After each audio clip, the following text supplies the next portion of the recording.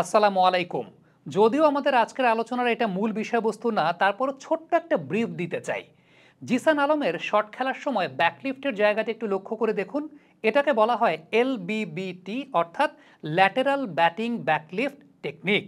আমরা এই এলবিবিটি batting technique নিয়ে সাম্প্রতিক সময় অনফিল্ডের পর্দায় একটা ভিডিও করেছিলাম, যেখানে আমরা জানিয়েছি এই ধরনের ব্যাটিং টেকনিক নিয়ে একটা সাম্প্রতিক সময়ে পিএইচডিও পর্যন্ত হয়েছে এবং একটা স্পোর্টস সায়েন্টিস্টদের সেমিনারে এই এলবিবিটি ব্যাটিং টেকনিক নিয়ে একটা ব্রিফ প্রেজেন্টেশনও দেওয়া হয়েছে, যেখানে দেখানো হয়েছিল যে প্রায় ৭৫% আন্তর্জাতিক ক্রিকেটের সফল ব্যাটসম্যানরা এলবিবিটি ব্যাটিং টেকনিক ফলো করে এসেছেন, এখন পর্যন্ত তারা সেটাকে ফলো করছেন এবং টি-20 ক্রিকেটে ৯০% ক্রিকেটারই এলবিবিটি ব্যাটিং টেকনিকটা ফলো করে থাকেন। তবে নিচের দিকের ক্রিকেটার যারা আছেন, অর্থাৎ আন্ডার-19 বা তার নিচের ক্রিকেটারদের মধ্যে মাত্র ৩০ থেকে ৩২% ক্রিকেটার এলবিবিটিটা ফলো করে থাকেন। আমরা জয়সওয়ালের একটা এক্সাম্পলও দেখিয়েছিলাম যে আন্ডার-19 লেভেলে জয়সওয়াল কিন্তু আপরাইট অবস্থায় ব্যাকলিফটের সময় ব্যাটটাকে রাখতেন, কিন্তু ইন্টারন্যাশনাল ক্রিকেটে আসার পর বা ইন্টারন্যাশনাল ক্রিকেটে যখন তিনি এসেছেন এলবিবিটি ব্যাটিং টেকনিকটা ফলো করে তিনি ব্যাটিং করে থাকেন। এই জায়গাটা থেকে বলবো যে গুড টু সি যে জিসান আলম এই এলবিবিটি ব্যাটিং টেকনিকটা ফলো করে থাকেন তার শট খেলার ক্ষেত্রে। তবে আমাদের আজকের আলোচনার বিষয়বস্তুটা আসলে জিসান আলমের টেকনিকের জায়গা না, তার ব্যাটিং অ্যাপ্রোচের জায়গাটা।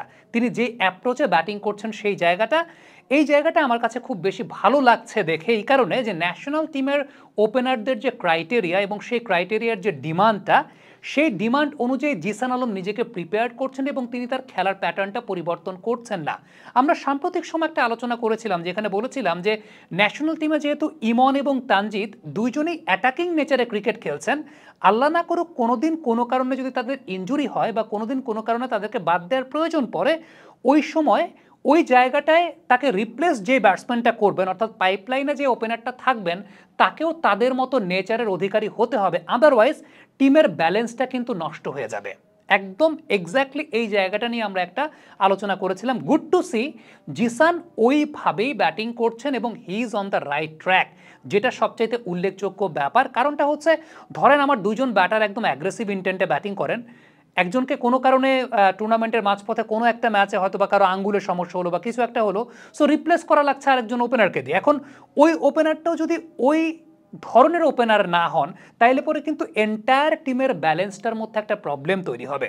সো এই জায়গাটা আমার কাছে যেটা ব্যক্তিগতভাবে মনে হয় যে এই দুইজন ওপেনার যারা আমাদের আছেন, তানজিদ তামিম এবং পারভেজ ইমন, তাদের সাথে বিকল্প বা থার্ড ওপেনার হিসেবে জিসান বেশ ভালো মতোই প্রস্তুত হচ্ছেন বা জিসানের মধ্যে ভালো মতোই প্রস্তুত হওয়ার একটা প্রয়াস দেখা যাচ্ছে।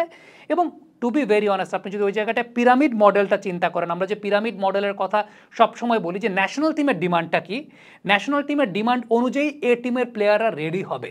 এখন ওই যে ন্যাশনাল টিমের ডিমান্ডটা হচ্ছে, এই মুহূর্তে ন্যাশনাল টিম যেই অর্গানোগ্রামটা সেট করেছে যে দুজন ওপেনার থাকবেন, দুজনই এক্সপ্লোসিভ ওপেনার থাকবেন, দুজনই ওই নেচারের ওপেনার থাকবেন। সো আলটিমেটলি যে ৩ নম্বর ওপেনারটা রেডি হবে আমাদের এই টিমে, সেই ৩ নম্বর ওপেনারটা কিন্তু ওই নেচারেরই হতে হবে।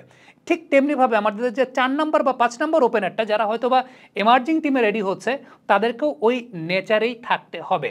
সো গুড টু সি যে জিসান আলম সেই জায়গাটা খুব ভালো মতো ক্যারি করছেন। আজকের ম্যাচে তিনি ৭০-এর উপর রান করেছেন, এর আগের দিন তিনি ৩০-এর উপর রান করেছেন।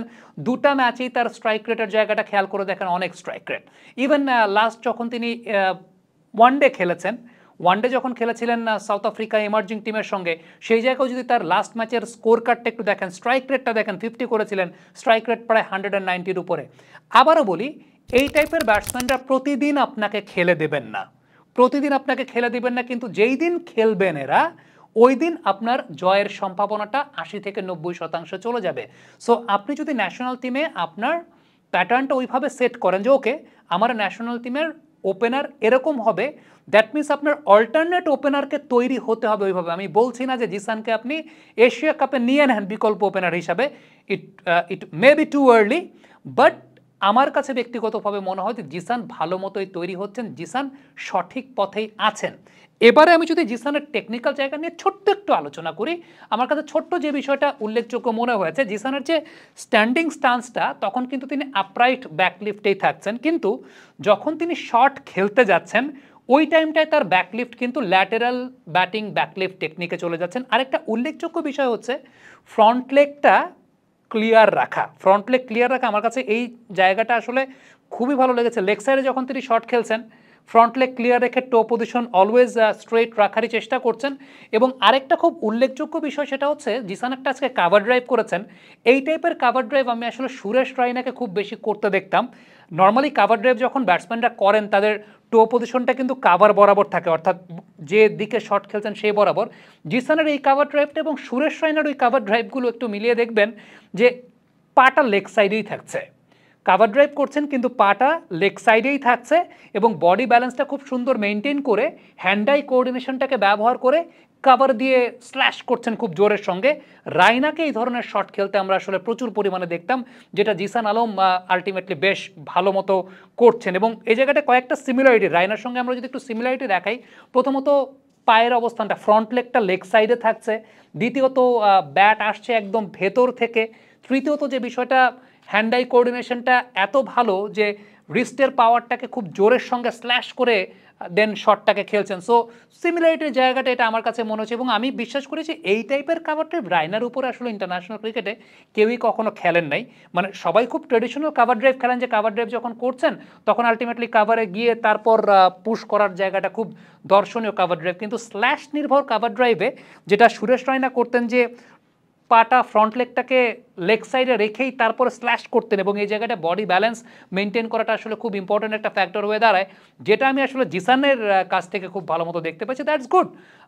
এই টাইপের ব্যাটসম্যান আসলে খুব বেশি আপনার ওই নেচারে থাকবে না যেই নেচারে আলটিমেটলি আমরা বলছি যে একদম টিপিক্যাল গ্রামাটিক্যাল ক্রিকেট খেলা।